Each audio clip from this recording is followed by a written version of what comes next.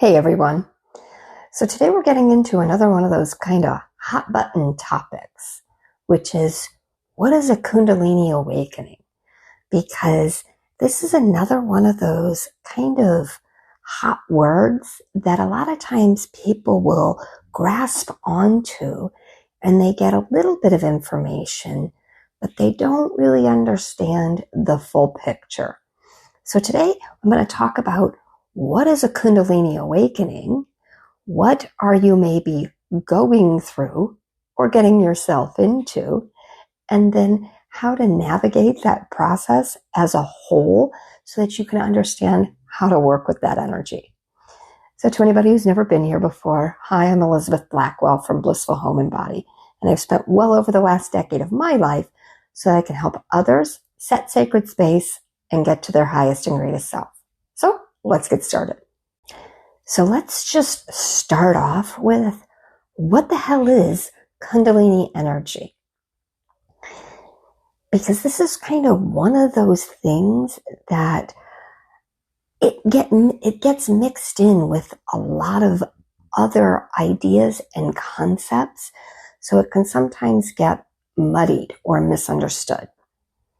What Kundalini energy is I want you to think of it like a power source that sits at that root chakra, that base of your spine. So one of the really common kind of misconceptions that comes up with this is that most people are aware of the 7 main chakras of the body, with the root being the lowest one. And that is true when you are in a sitting position. But most people don't sit for their whole lives. So when you imagine the human body stood up, your root chakra actually falls right at the center of you. And we do have other chakras that continue down our body and actually carry out about 18 inches below our feet or below the ground. So when you think of Kundalini energy, I want you to think of that battery pack or that power source that is sitting right at the center of your body. But it sits dormant through a lot of the early parts of our lives, or until we awaken it, until we think we're ready for it, which is usually sparked by some sort of spiritual awakening. As we start to go in and we start to understand who we are at our core, and we start to do things like meditate and open up our consciousness and tap into the world around us, that is a lot of times what will spark this awakening. Basically, it's like flipping on that switch that allows that energy to be accessed by the rest of our body and consciousness. So the idea of Kundalini energy goes back to ancient texts starting around 500 BC. And it was put into a lot of texts, and I hate to use the word popularized, but was spoken amongst a lot of Hindu individuals, especially yogis and spiritualists, people who already kind of had this natural understanding of energy and kind of a more holistic look at the body. But as with anything that has been translated over and over again or passed down over many generations, again, sometimes you can get some common misconceptions. So a lot of times, Kundalini energy is represented as a snake or a serpent that is coiled at the base of that root chakra. But one of the things that, again, sometimes gets misconstrued is that people think that this is a very quick thing, that you spark that and all of a sudden there is this jolt of energy. And I certainly know some individuals who that has been the case for. But a lot of times that's not the case, that this is more of a slower awakening as people tap into that energy and start to move it up their body. But again, energy is always moving, no matter how slow. But one of the things that gets that snake-like picture is because it tends to wind itself up our body. But once it gets to our crown chakra, it continues to keep moving. It's like a circuit through our body, but it is a power source that we've now tapped into. So another one of the common misconceptions that tend to pop up when we're talking about a Kundalini awakening is that a lot of times people associate this with a sexual awakening. And this is why. Again, it is a power source that we start to tap into. And as you release that energy and it starts to move its way through your body, what is the first chakra that it is going to come into contact with? Our sacral chakra, which is the seat of our sexual energy. And this can a lot of times spark a more sexual awakening. But as with all things, especially when related to energy and power, it's about balance.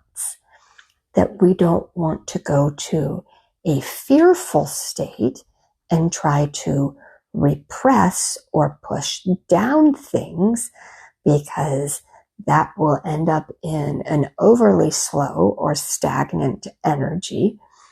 But you also don't want to, the individuals that I've talked about where they spark that very quick energy, that can also lead to a lot of chaos in our lives because they don't yet know how to utilize that energy. So it's about getting into that flow, understanding that you're awakening power within your life and working with it so that you can know how to bring about all sorts of change, manifestation, healing, all of these things that we are attempting to do while on this spiritual journey. Whether you are just beginning to research Kundalini energy, or you have already sparked that awakening and are trying to figure out what the hell to do with it, here are some of my recommendations. First and foremost, understand it. Understand that it is an energy and a power source within you. And don't be afraid of it. Don't try to push it down or make it stagnant within your body, but tap into it and know that you can use it for all sorts of things, whether that is manifestation, connection, healing, but it is a source that you can lean into to use it in all sorts of ways. A really good thing that once you've tapped into this energy is any sort of grounding techniques, whether that is taking your shoes off and standing on the bare ground or sitting directly on the floor or ground, taking some deep breaths and feeling into your body. This will help you to know where that energy is actually sitting.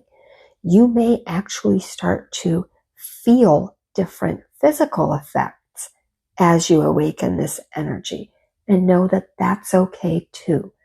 I'm not a doctor, so if you feel anything super weird, please get it checked out, but do understand that this is just energy that you are working with. And then as far as what you want to utilize this energy for. One of the things that I try to teach most often is know what you want.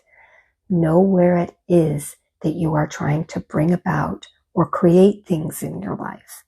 So whether it's meditation, visualization, journaling, but have good spiritual practices so that you can know where to start to direct that energy to, understanding that it's going to have a path throughout your body and constantly be moving. So as you go into meditation, direct that energy in those different areas, whether that is a sexual awakening or connection or healing, or maybe it is that you are trying to bring about something in this world and connecting it to your throat chakra. But start to direct that energy throughout your body, knowing where you want to utilize it in order to bring about the life that you are trying to build. So this was just a very base understanding of what Kundalini energy is and a Kundalini awakening is. If you have any questions, please don't ever hesitate to either reach out to me directly or put in the comments. I will always answer as quickly as I possibly can. I deeply hope that this has helped you along your journey. If it has, please hit that like button, as it really does help out small channels like this. And if you resonate here or with all of these messages, please consider subscribing as we build this community so that we can all support each other as we get to our highest and greatest selves. So with that, I will say I am sending you all so much light and love, and I hope you all stay well, my friends.